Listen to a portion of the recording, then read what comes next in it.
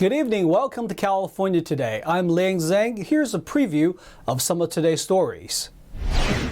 A magnitude 5 earthquake hit the Bay Area today. Fortunately, no injuries or damages were reported. We'll have the details from the U.S. Geological Survey. The email from a Central Valley hospital was leaked, recounting the number of stillbirths seen in recent months. The nurse who leaked the email claims it's much more than normal. We'll have the suspected reason why. And as Halloween approaches, some illegal fentanyl distributors are putting the drug into candy form. We'll have what parents and children alike need to watch out for. An earthquake hit much of the Bay Area today, with the epicenter near Silicon Valley. The shaking lasted a few seconds and no major damage was reported. Residents of the San Francisco Bay Area felt a magnitude 5.1 earthquake shake the region on Tuesday. The Seven Trees earthquake struck at 11:42 a.m. Earthquake. The Seven Trees earthquake was widely felt with over 18,000 Did You Feel It reports submitted as of 1 p.m. on October 25th, extending from Central California north to Sacramento and Sonoma County. According to the United States Geological Survey, the epicenter sat 12 miles east of San Jose along the Calaveras Fault. Twitter users reported feeling shaking all around and across the Bay Area and as far south as Santa Cruz. The maximum perceived shaking for this earthquake was light near the epicenter, with light expected damage and no current reports of damage. Ground shaking appears to have been slightly less than our models expected for this magnitude earthquake. Local police and fire departments said they did not receive any emergency calls or reports of any injuries or damages. Caltrain, BART, and VTA officials said passengers may experience temporary delays as trains run at reduced speeds while they check the tracks. USGS predicts smaller aftershocks for up to a week after the initial quake. A leaked hospital email from Central California revealed they have seen an increase in stillbirths. The staff member who leaked the email says the uptick happened after people started taking the COVID-19 vaccine. An email recently shared with the Epic Times, which was sent out to the healthcare staff of a hospital system in Fresno, California, reported an increase in, quote, demise patients, or stillbirths. According to the email, that is expected to continue. A managing nurse wrote there were 22 demise patients in August 2022, which ties the record number of demises in July 2021. And so far in September, there have been 7, and it's only the 8th day of the month. The staff member who leaked the email told the Epic Times that since the rollout of the vaccines, fetal death has skyrocketed from its pre-COVID-19 vaccine average. She said it used to be 1 to 2 deaths every 3 months in her hospital alone. The staff member spoke to the Epic Times on condition of anonymity due to fear of losing their job. The Epic Times reached out to the head nurse who wrote the email to request a statement on why there has been a rise in what she called, quote, demise patients, but there has been no response. Dr. James Thorpe in Florida, who specializes in maternal fetal medicine, told the Epic Times that the content of the email is consistent with over 1,300 peer-reviewed publications in just 15 months documenting severe complications and death after the COVID-19 vaccines. As Halloween nears, officials are warning kids and parents alike that certain candies may be laced with a highly toxic drug. That comes after a suspect was seized at a major Southern California airport with thousands of pills. The Los Angeles County Sheriff's Department and Drug Enforcement Agency seized about 12,000 suspected fentanyl pills on October 19th at the Los Angeles International Airport. The suspect attempted to smuggle the drug in several bags of candy and miscellaneous snacks.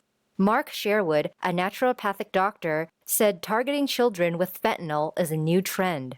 Fentanyl's been around for a long, long time and caused a lot of deaths, of course. But this idea with targeting children with this color-coded Skittles-looking candy that's really fentanyl and deadly is quite disturbing.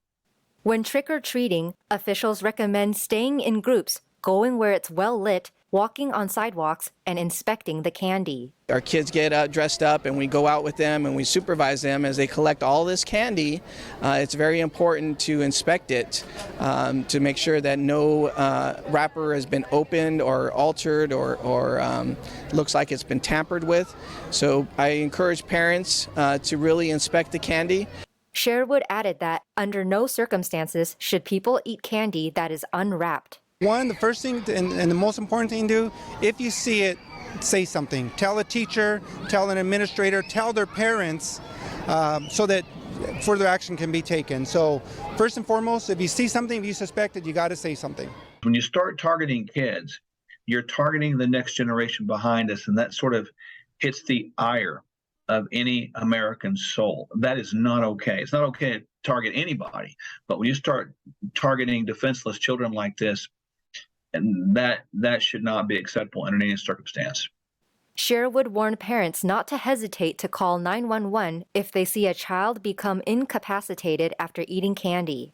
In September, 7 teenagers at a Southern California high school overdosed from pills believed to be laced with fentanyl. The man who is facing charges of serial killings in Stockton was denied his request for a gag hearing. Wesley Brownlee is facing charges in the killing of 6 individuals in Stockton. Brownlee faced a judge on Tuesday who denied a gag order against him, citing that negative press would unlikely affect a fair trial. Brownlee is currently charged in 3 of the 6 homicides. The San Joaquin County District Attorney's Office says more charges are expected to be filed involving the 3 other homicides. Convicted killer Scott Peterson is no longer on death row for the 2002 death of his wife and unborn child.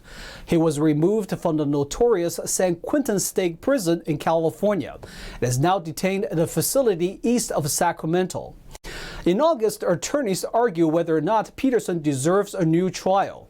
Defense attorneys say that one of the jurors was biased and lied to become a juror for the trial. The jury then went on to convict Peterson in 2004 and sentence him to death. The California Supreme Court overturned the death sentence in 2020. However, Peterson remained on death row at San Quentin until just recently. A judge is now deciding whether he can receive a new trial. As Californians wait for the state to release math and reading test scores, some scores from individual school districts offer a glimpse into score trends. NTD heard from a college student who is also running for his city council about what he thinks impacted student scores.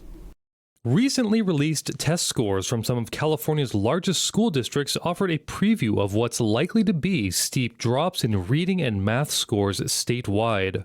One reason for the drop, according to a college student and candidate for the City of Hayward City Council, is online learning from pandemic lockdowns.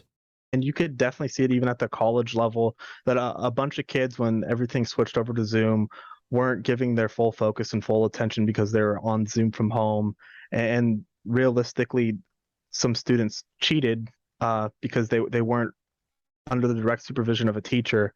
The California Department of Education delayed releasing this year's statewide 2022 Smarter Balanced Assessment results. The department recently announced the scores will be released by the end of October following media coverage. Those tests are given annually to 3rd through 8th graders and 11th graders to measure their progress in English language arts and math. But EdSource, an education-focused nonprofit, requested test score information from individual school districts. Overall, the results show sharp declines in all grade levels from 2019 before lockdowns forced the closure of most campuses until a return to in-person learning in 2022. I think education right now is just so focused on pass this test and memorization, what it should be about a deeper understanding of concepts. Results for numerous school districts showed a low number of students meeting standards.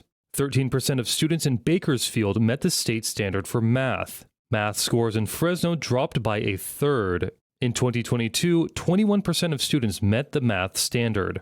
Reading scores in Long Beach dropped 11 points, and math scores fell by 4 points. Reading scores in Los Angeles Unified dipped slightly from 2019 to 2022. 41% of students in 2022 were proficient in reading. I think parents got a glimpse into what their kids were actually learning with the whole Zoom thing, the Zoom learning. So that was kind of an awakening, I think, for parents. On the contrary, Lodi Unified saw scores in both math and reading improve from 2021, but the numbers still lagged significantly compared to 2019. Lima says that parents can bring change by showing up to board meetings. Go to your school board meetings and voice your concerns. Have your voices be heard. The people are the power in this country still. Heather Huff, Director of Policy Analysis for California Education, told media outlet Visalia Times Delta that the preliminary results are actually better than she expected. Huff noted that some students performed well during remote learning, so she and others working in education are waiting for the state to release the full data. We are going to take a short break, but here's a look at what we got for you when we come back. A missing car from decades ago was found under a Bay Area mansion. We'll have who authorities suspect the car belongs to. Firefighters and researchers are carrying out a fire experiment, setting blaze to a canyon. We'll see why they're doing it and what they are learning about wildfires. And the potentially youngest climber in the Yosemite's history is scaling an iconic peak in the park. We'll have a look at his ascent. That and more on California Today.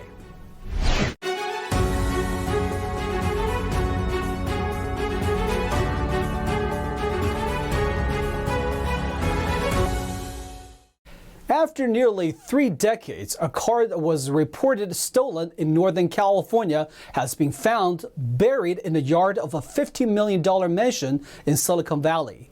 Officials say that the mansion was built by a man with a history of arrests for murder, attempted murder, and insurance fraud.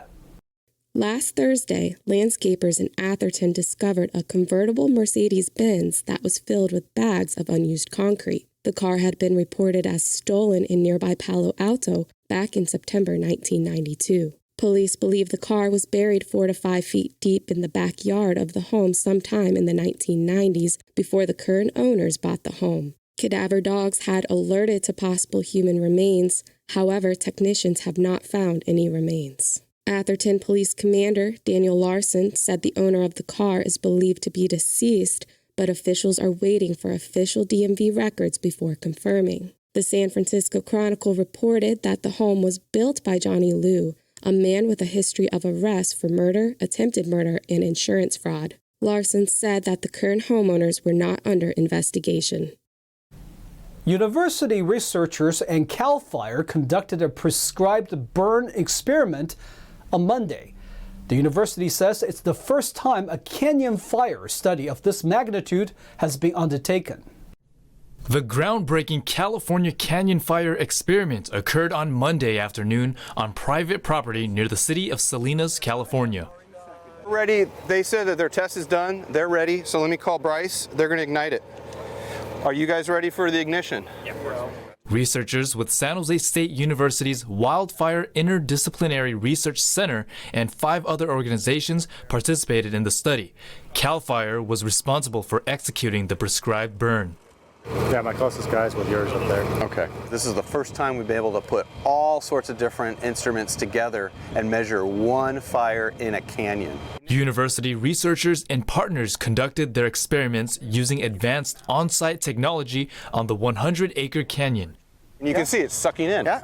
We got it. Yeah. Dude. Oh my God. Look at that. Equipment included a helicopter equipped with SJSU's Wildfire Infrared Imaging System, which was recently deployed over the 77,000-acre Mosquito Fire.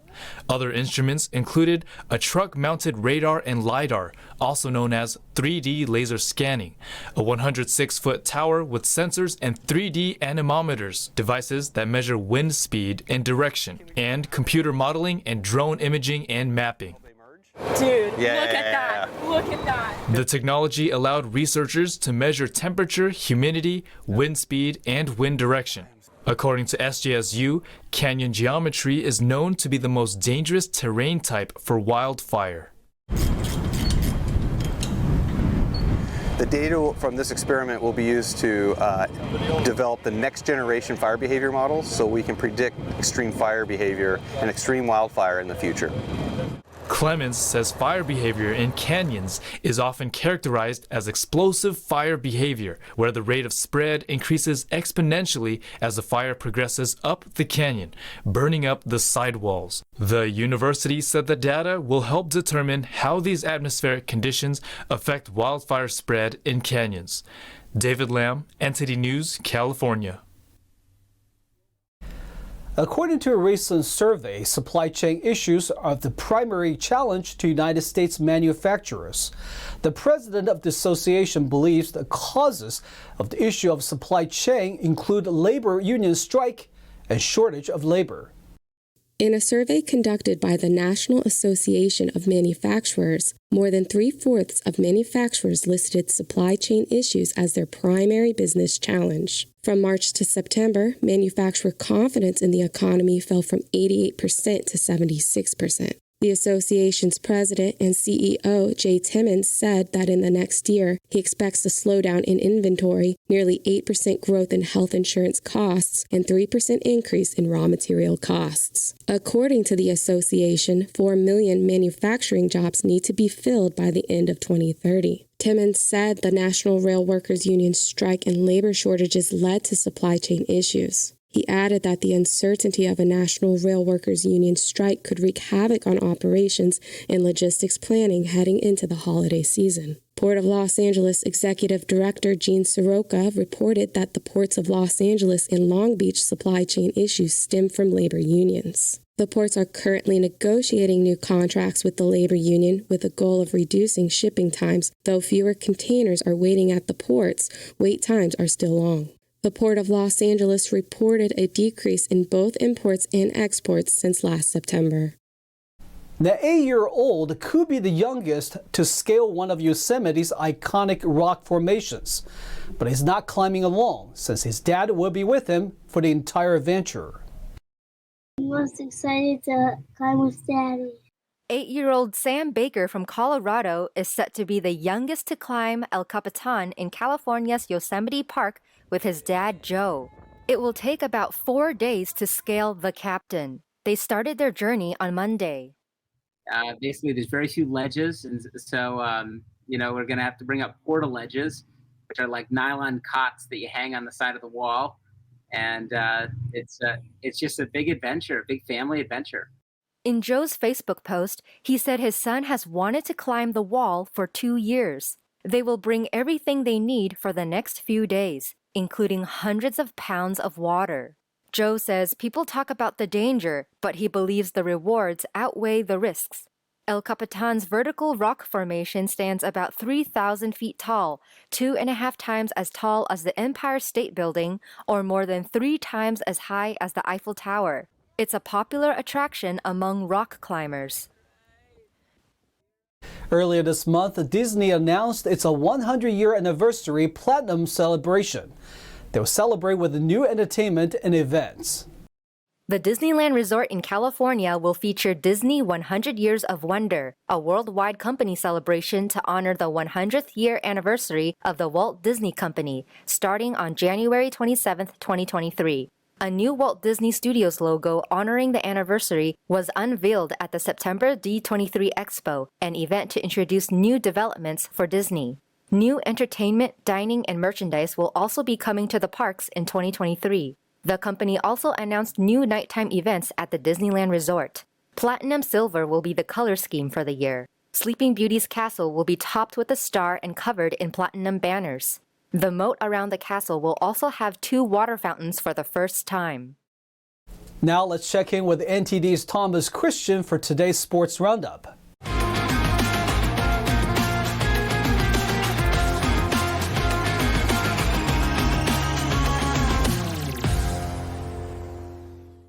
I'm Thomas Christian, giving you the California Today Sports Roundup. By Nielsen Company's count, 7.8 million people watched Amazon Prime's coverage of last Thursday's NFL game between the New Orleans Saints and the Arizona Cardinals. But Amazon says no, and that there was actually 8.9 million people watching, a difference of 1.8 million. Neither company is saying that the other is wrong, but neither is backing down either. The result is confusion, most notably for advertisers. Nielsen, as it has for years, follows the viewing habits in a panel of homes across the country, and from that limited sample, derives an estimate of how many people watch a particular program. That number that Nielsen gives is currency in the media industry, meaning it is used to determine advertising rates. Amazon, in the first year of an 11-year contract to stream Thursday night games, says it has an actual count of every one of its subscribers who streams it, not an estimate. The games are also televised in the local markets of the participating teams, about 9% of its total viewership each week, and Amazon uses Nielsen's estimate for that portion of the total. This dispute over viewership has clear implications for the future. Streamers haven't had much incentive for measurements of daily viewing to be publicized, in part because people don't watch their shows the same way as broadcast television, and they haven't needed the numbers verified from a third-party source for advertisers. But with streaming platforms like Netflix about to introduce advertising, that can all change very rapidly. And if other companies develop technology that can measure viewing more precisely, the precedent has now been set for publicly disputing Nielsen's numbers. Devin Booker scored 35 points and Chris Paul added 11 assists against his former team as visiting Phoenix earned a victory over Los Angeles. DeAndre Ayton added 13 points for the Suns, who led by as many as 22 in this game. Marcus Morris Sr. scored 22 points and John Wall added 17 for the Clippers. Coming off the bench, Kawhi went 2 for 6 for 11 points in his limited 21 minutes. Paul George had a down shooting night as well, going 4 for 11 for 16 points. Suns 112, Clippers 95. Portland's Jeremy Grant made a driving layup with 3 seconds left, and the visiting Trailblazers held on for a win against the Los Angeles Lakers. LeBron James missed a fadeaway jumper at the buzzer for LA, which is now 0-3 for the second time since James arrived in Los Angeles before the 2018-19 season. Damian Lillard scored 41 points and Grant had 16 for Portland, which is 3-0 for the first time since 2011. James had 31 points, 8 rebounds, and 8 assists. Anthony Davis had 22 and 10, and Lonnie Walker IV scored 15 points for the Lakers. Trailblazers 106, Lakers 104. Stephen Curry scored 28 of his game-high 33 points in a record-setting first half, and Golden State outlasted visiting Sacramento in Mike Brown's return to San Francisco. Former Warriors assistant and now Sacramento Kings head coach Mike Brown in turn witnessed a fireworks show in the first half, one in which the Warriors outscored the Kings 89-71. The first half points explosion included a franchise record 50 by the Warriors in the second period. Curry's 6 first half three-pointers accounted for a majority of his 28 points, contributing heavily to the 89 in the first half, which were 5th most in NBA history. Curry finished with 33 for the game. The Kings also had 4 players in double figures in the first half shootout. De'Aaron Fox wound up leading the Kings with 26 points, followed by Domantas Sabonis with 19. Warriors 130, Kings 125. And that's all for sports. That's all we've got for you tonight. We'd like you to join us again on California Today every weekday at 8:30 p.m. Make sure to check out our broadcasts on our California Today webpage. You can find it at ntd.com/California-today. You can also find all of our top latest clips there, ready to share with friends and family. Send us a message on Twitter, Facebook, or Instagram, or through our email, california.today@ntd.com. I'm Liang Zhang. Have a wonderful evening.